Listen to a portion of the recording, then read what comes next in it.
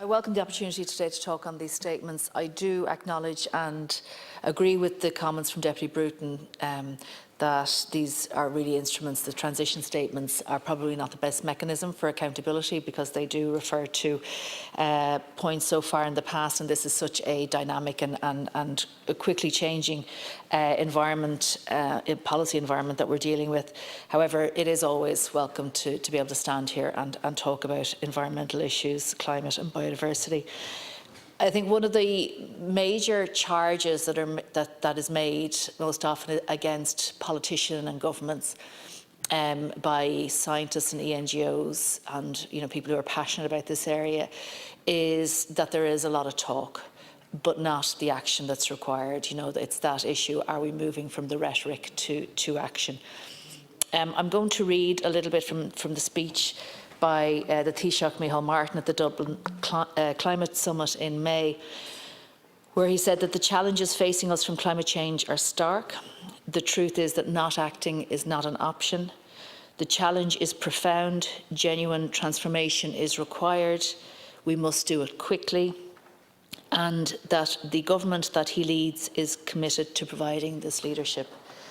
Now, I can't disagree with a single word of what he said there, but the question for us really here in this chamber is, are these just words on a speech that was written for the Taoiseach, or actually has the government really taken this on board and is providing that leadership that he said he is committed to, and leadership not just in talking but leadership in doing? So I'm first going to refer to the Climate Change Advisory Council, and I'm also going to refer to the EPA report. And both of these entities are really the watchdogs that are there, that were installed by government to be that mirror that can be held up to government to see whether or not it is doing what needs to be done. And the Climate Change Advisory Council last year, its annual review in 2021 identified a significant gap between climate action policy and climate action delivery.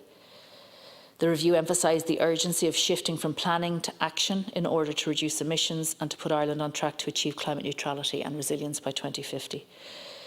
And the chairperson of the Council, Marie Donnelly, said Ireland's failure to meet its targets is due not to matching the ambitions of plans with timely and complete delivery of actions.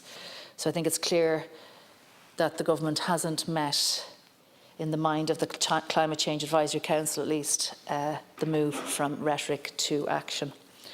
The EPA more recently, in the last number of weeks, has come out with a report where it said that the report confirmed that Ireland is way off course when it comes to dealing with the greenhouse gas emissions, and that there's a huge gap between the ambitions of Ireland's legally binding Climate Act and the actions needed to deliver on that ambition.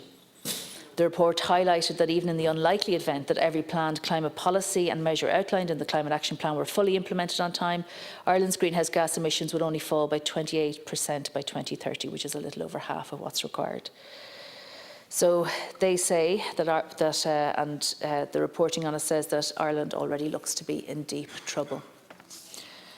So it really doesn't bode very well, not only for this government, but the reality is it doesn't bode well for our country, because we need this to happen and we need it to happen quickly. The EPA Director General Laura Burke was reported as saying that the data shows that a step up in both the implementation of actions already set out in plans and policies and the identification of new measures is needed. So there we have two very well-respected entities saying to the government that you're not doing enough. The talk is there, but the walk is not following it. Now, I do understand that much of the measures that are in place and are needed are very complex and will take some time to implement. And I can understand the rationale for backloading some of them. I don't like it, and one of the things I said with the programme for government, that actually it wasn't a programme for this government. What was written actually was a programme for the next government, because the majority of the actions, particularly the major ones, are ones that the next government will be expected to implement and certainly complete. But if we look at these simple things that government can do that are within its remit, one of the most absolutely fundamental simple things is the funding of staff within government bodies. And I'm raising this now because I know I was a councillor, as were many of colleagues here in the Dáil, and we know that there has been an underfunding of councils' responsibilities over many governments. But in relation to climate and biodiversity challenges, the requirements being placed on councils are much, much greater than they have ever been before. The CARO estimates that each local authority requires 9 staff members in order to undertake their climate role. They talk about needing a senior executive, liaison person, energy person, climate action officer, biodiversity person, environmental officers and green infrastructure persons. So that's 9 that they estimate per council. When I asked the Department of Environment how many staff had been funded in local authorities by the Department of the Environment, I was told none. Absolutely 0. Not even a single person in any local authority has received funding from the department to the functions that the department is asking of them. And so I suppose this comes back to the statement, show me your budget and I'll show you what your priorities are.